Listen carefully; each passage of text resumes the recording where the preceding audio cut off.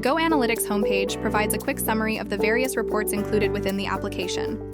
It highlights important data points to provide quick insights into the health of your fleet and organization.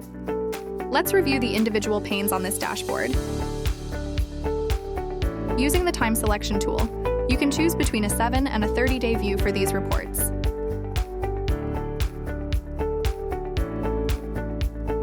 The score pane and the score trend pane provide an average value of drivers' risk scores and show the trend of that score over the last 6 periods.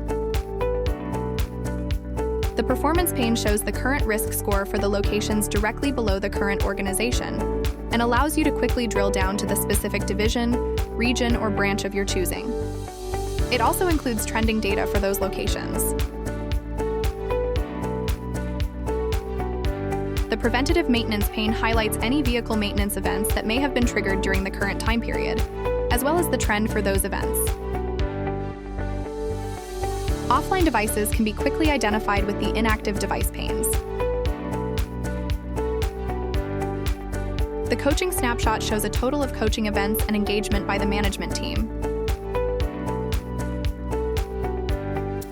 The event performance pane provides a quick view of the total scoreable events as well as their trends.